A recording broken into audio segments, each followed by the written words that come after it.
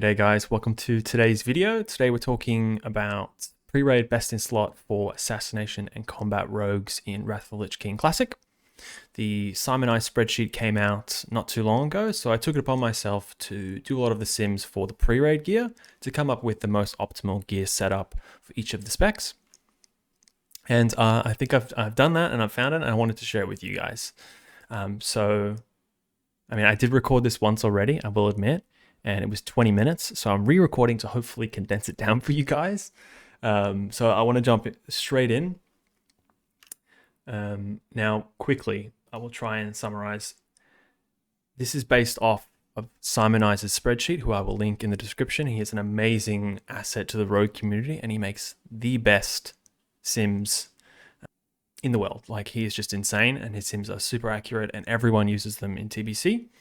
If you're a private server player, you have no idea who this guy is, please check out his sim. It's very thorough and it's very good, and that is what I've based these sort of gear setups from. And this setup, which you'll see, yields the highest amount of DPS, so that's what we're rolling with. Now, I don't like raw, which I know a lot of private servers have had to use. I think it's incredibly inaccurate and inconsistent, so it's nice to have an actually good sim that we can do a little bit of research with.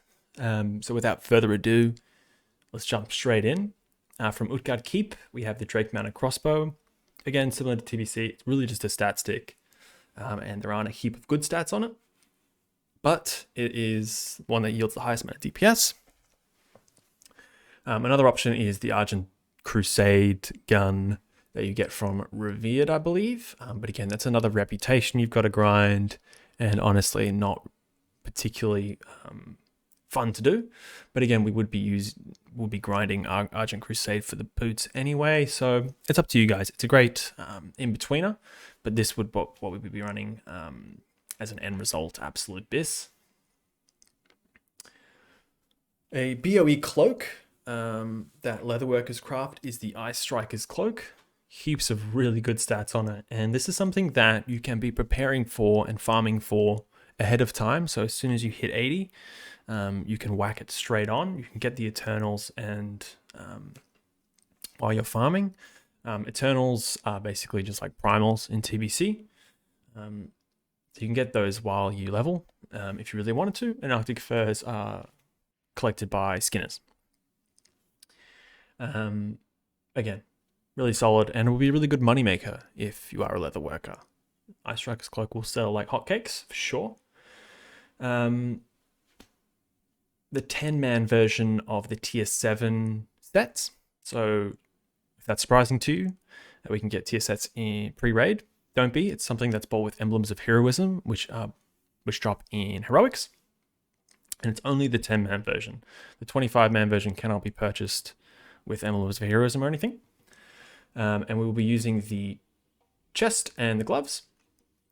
Really nice stats. It will be a huge boost to what you're wearing, and it'll be really nice to put some endgame gems and enchants on those as soon as possible.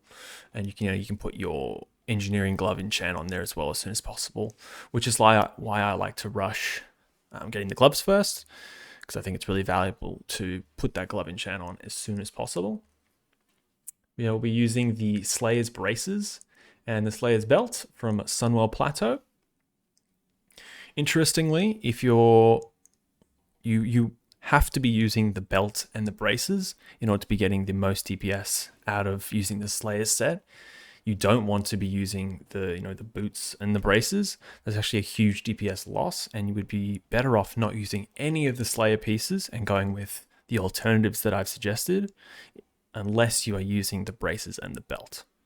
So if you're wanting to main a rogue in Wrath of the Lich King Classic, if you've made an alt now and you're like, I'm going to keep this guy to the sideline until Wrath hits, get yourself into a Sunwell GKP once maybe the nerfs roll out and it's a little bit easier to clear, and pick up the belt and the braces at a minimum if you're going Assassination, and pick up the belt, the braces, and the boots if you plan on doing a bit of combat and a bit of Assassination, and I'll tell you why in a little bit.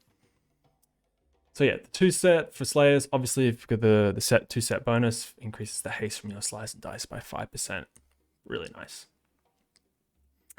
Engineering helm, really easy pickup here. A lot of the mats kind of expensive, but again, we'll be wanting to level engineering anyway for the gloves and all the other benefits like the nitro boosts and so on. And we would like to whack on a head enchant from Revered Reputation with the Knights of the Ebon Blade.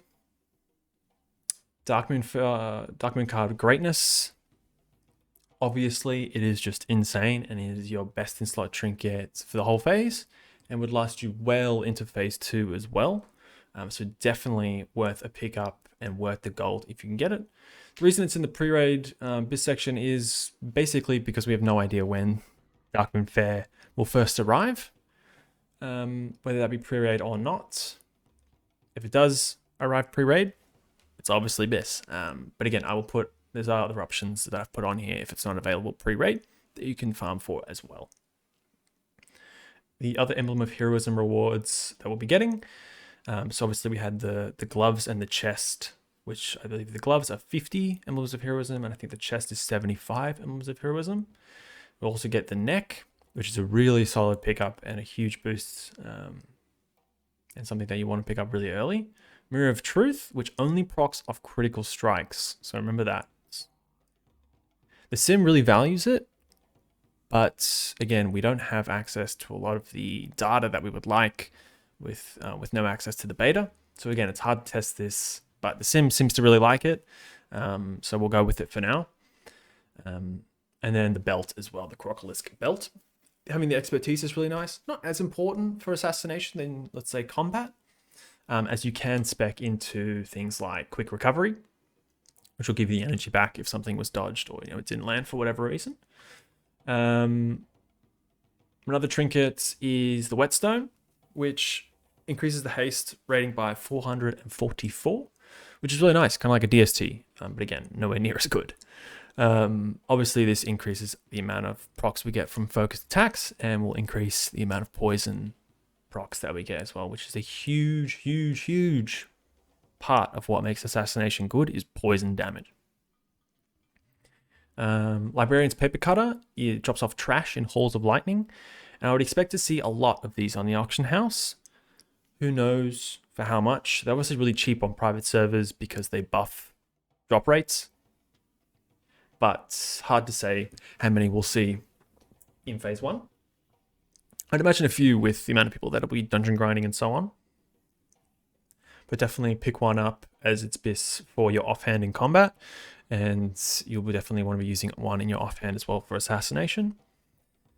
And you can also use one in your main hand, although it's not ideal, it's still really nice. Ideally, we're using a 1.8 speed dagger in our main hand. And we would be, the Flesh Shaper would be our best in slot main hand dagger. And that's because of how poisons are changed and work in Wrath of the Lich King. You would have, in an ideal world, deadly poison in your offhand because you want that to be proccing as quick as possible and stacking up.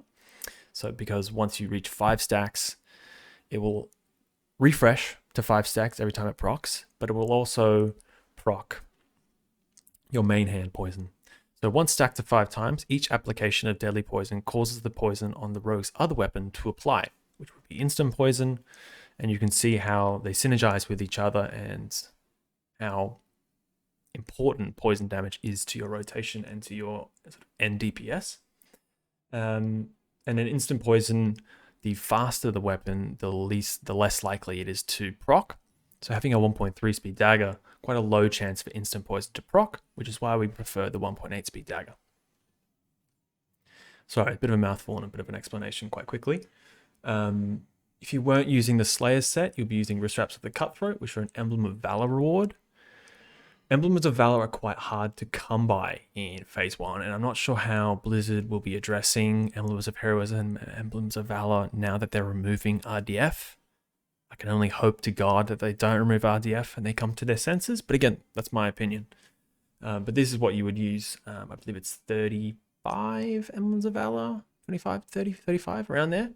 A huge investment as, normally you only get 2 for queuing and killing the last boss of your first random heroic daily. Wish I could speak.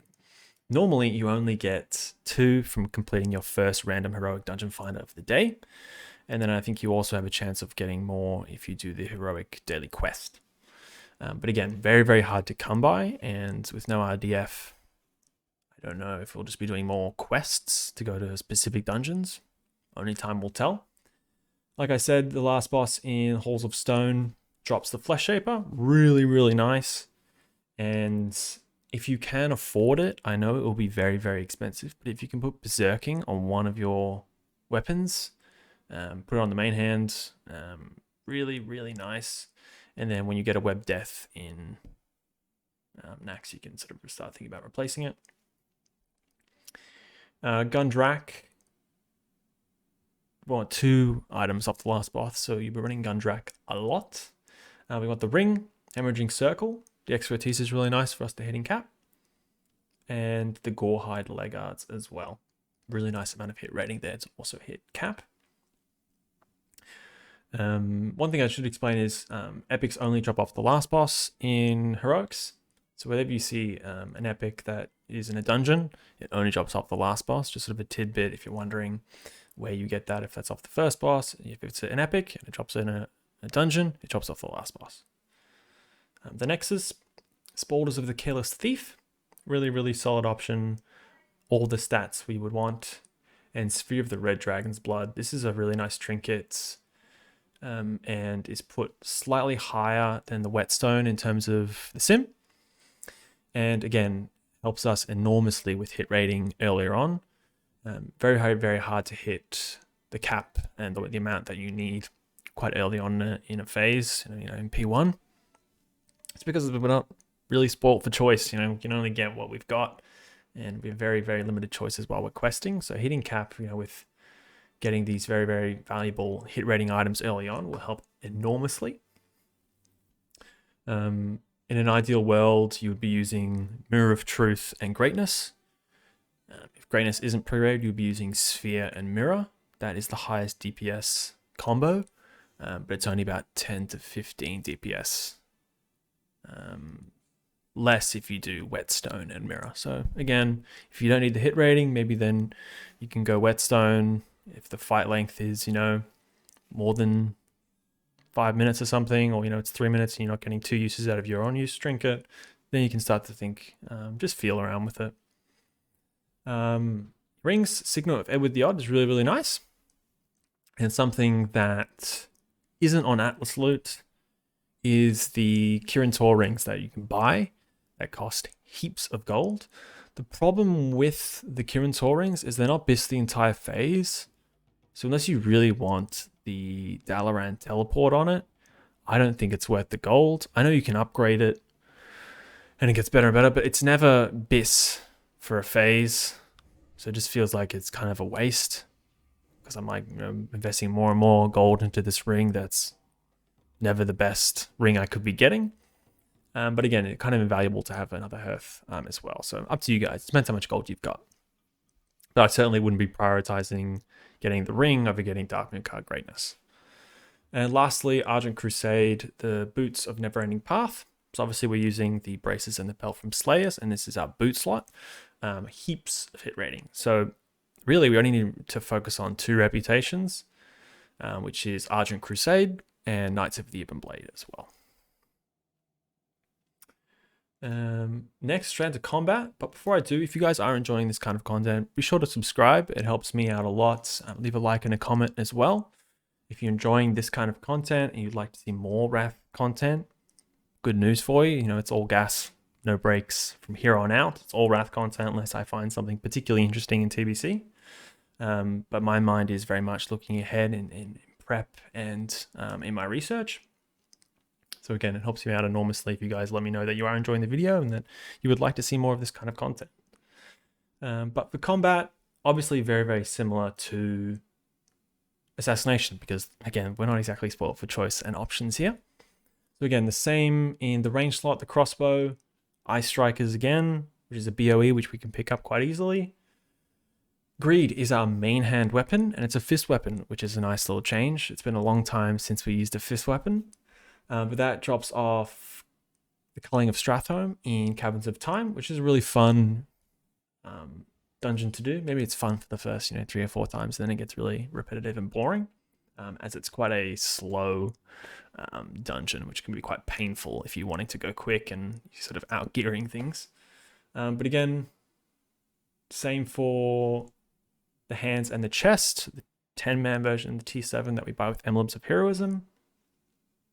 And differently to Assassination, we're still using the braces, but we're going to use the boots this time.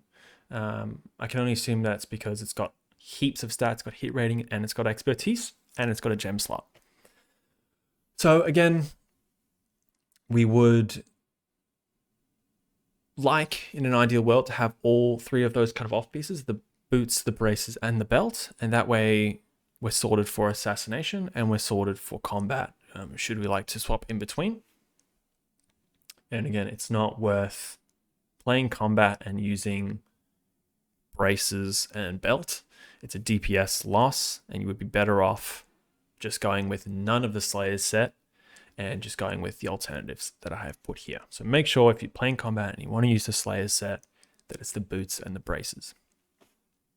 Same helm, weakness spectralizers, Darkmoon card greatness, obviously, and the same Emblems of Heroism rewards that we talked about before.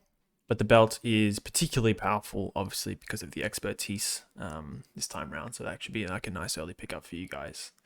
Same trinket, Whetstone, but again, not particularly good for combat as it would be for Assassination. But if you're swapping between the specs, having that be usable in both sets is really nice.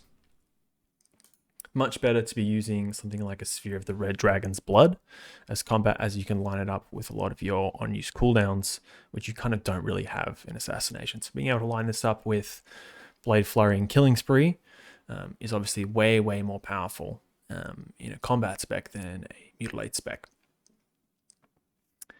Librarian's Paper Cutter in the offhand. So that's a Fist Weapon main hand and a Dagger offhand, which means early on and in phase 1 and in phase 1 bis as well, which I won't talk about this video, but we'll be using a fist and a dagger, which means we will be specking into close quarters combat. I will link a talent calculator that I use for Wrath of the Lich King in the comments in the description.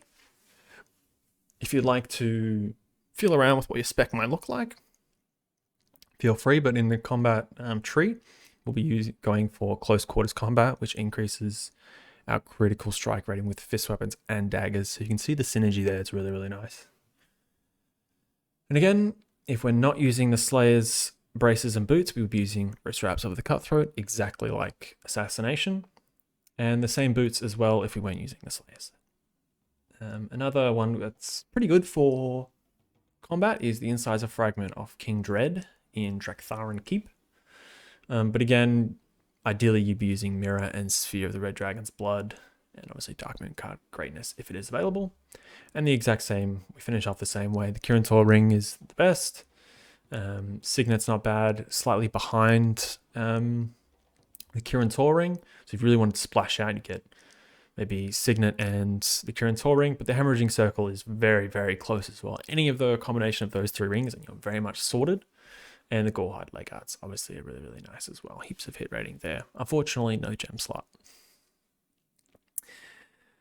And that's it. I hope you guys enjoyed the video. I hope you found it very, very useful to cast your eyes forward and have a look at what we're going to be shooting for. As far as the whole process, pretty easy, I would think. A lot of the stuff can be bought. A lot of the stuff, we just need to queue any old heroic and just get heaps of Emblems of Heroism. And, whenever we're doing a specific heroic that we want to do, there's lots of different items from the same heroic. So, as long as you're doing your Gundrak, you're doing the Nexus, which reminds me, the shoulder pads of the Chaos Thief should be in there. As long as you do Gundrak, Nexus, and the Utgards, you kind of sorted and just then help your friends out. And do whatever heroics they need. Very, very easy gearing process.